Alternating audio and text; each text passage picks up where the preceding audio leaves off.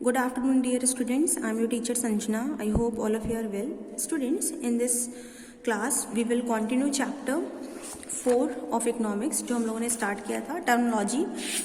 और टर्मोलॉजी में हम लोगों ने यूटिलिटी के बारे में पढ़ लिया था और आज हम लोग सेकेंड टर्म पढ़ेंगे अपना। यहाँ हम लोगों ने यूटिलिटी के बारे में पढ़ लिया था और आज हम लोग को वेल्थ के बारे में पढ़ना है। वेल्थ क्या होता है स्टूडेंट्स? वेल्थ मीन्स, वैसे नॉर्मली हम जानते हैं कि वेल्थ मीन्स क्या होता है, मनी।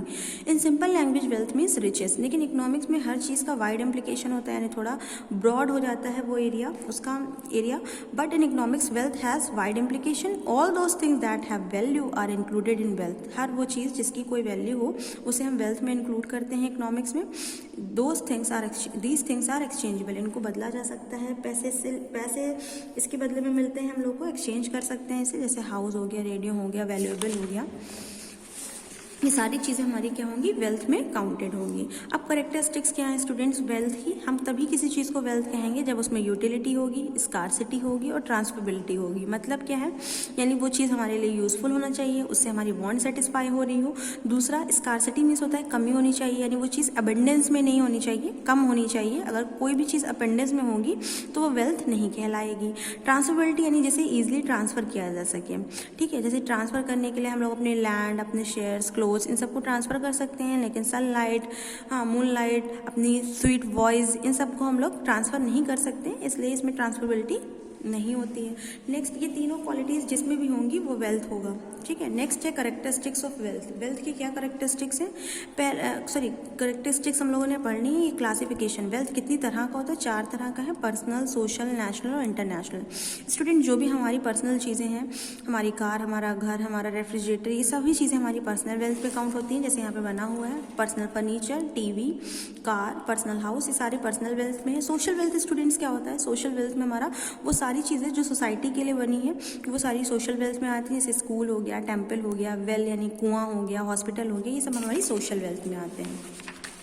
इसके बाद हमारे स्टूडेंट्स है नेशनल वेल्थ। नेशनल वेल्थ में जो नेशन की बाउंड्रीज के अंदर होगा, within the boundaries of a nation are called national wealth. जैसे फॉरेस्ट हो गया, माउंटेन हो गया, रिवर हो गया, मिनरल्स, डैम्स, ये सब हमारी नेशनल वेल्थ कहलाएंगे। इंटरनेशनल वेल्थ क्या होता है? The wealth of all nations as detailed in above para, the property of international organisation. International organisation जैसे हमारे यूएनओ हो गया, WHO हो गया, ILO हो गया, ये सारे हमारे इंटरनेशनल वेल्थ हैं। इसके अलावा जैसे सीज हो गए, ओशंस हो गए, ये सारे हमारे इंटरनेशनल वेल्थ में आएंगे। Goods over which all nations have command, जिन चीज़ों पे सभी का हक होगा, सारी कंट्रीज़ का हक होगा, such as seas and oceans, ठीक है, फॉल अंडर दिस कैटेगरी। ये हम देखिए बना भी है, UN, सनलाइट, सी, बुक्स, ये सब हमारी क्या है, इंटरनेशनल वेल्थ है। ओके स्टूडेंट्स, अब यहाँ पे हम लोग को बता रहे हैं कि relation between wealth and human prosperity. Wealth और ह्यूमन प्रॉस्पेरिटी के बीच में रिलेशन क्या है? Physical happiness is acquired through the use of money और wealth. Wealth is called the means of human welfare. जो को वेल्थ क्या है, हमें फिजिकल हैप्पीनेस दे सकती है। वेल्थ इंक्रीजेज ह्यूमन वेलफेयर, इससे हमारी भलाई होती है। By earning wealth man satisfies the want of his family and increases their prosperity. क्या होता है, वेल्थ एक मीन्स है, एक साधन है जिसके थ्रू हम अपनी हैप्पीनेस को क्या कर सकते हैं, बढ़ा सकते हैं, हमारी ह्यूमन प्रॉस्पेरिटी बढ़ जाएगी। इसीलिए this wealth and prosperity are directly related, ये दोनों ही डायरेक्टली रिलेटेड है। The less wealth with a person or a nation, the less happy is he or the nation. The more wealth, the greater the material welfare. But excessive wealth corrupts the person who possesses it. लेकिन देखिए, wealth का अच्छा होना ज़रूरी है, उससे happiness मिलती है, बहुत सारी हमारी वांट्स पूरी हो जाती हैं, लेकिन ज़्यादा एक्सेसिव वेल्थ होना करप्ट कर देता है लोगों को, यानी बुरा काम करने के लिए थोड़ा सा मोटिवेशन मिलने लगता है। द क्राइटेरिया ऑफ वेल्थ, अब वेल्थ की क्राइटेरिया बता रहे हैं कि कौन कौन सी चीज़ें वेल्थ हो सकती हैं, कौन सी नहीं हो सकती। जैसे पहला है sunlight.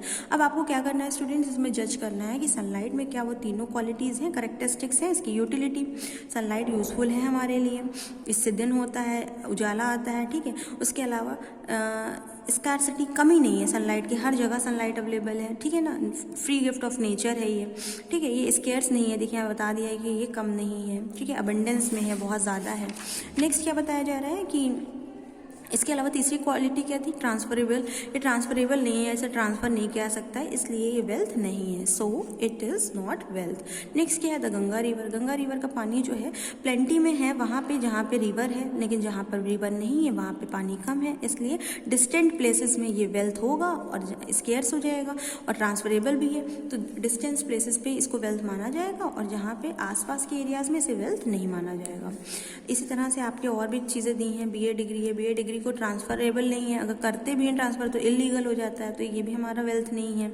The voice of musician, वैसे तो ये ट्रांसफरेबल नहीं है वॉइस ऑफ म्यूजिशियन, यूटिलिटी तो है ओनर के लिए, लेकिन फिर भी अब आजकल क्या होने लगा है कि म्यूजिशियन जो होते हैं वो अपनी रिकॉर्ड करके अपनी आवाज़ को सेल कर सकते हैं, तो ये वेल्थ बन जाती है, ट्रांसफरेबल हो जाती है। स्टूडेंट्स, ये थोड़े बहुत पॉइंट जो दिए हुए आपको पढ़ना है, और कल की क्लास में हम लोग प्राइस और वैल्यू के बारे में पढ़ेंगे। Okay, thank you, have a nice day.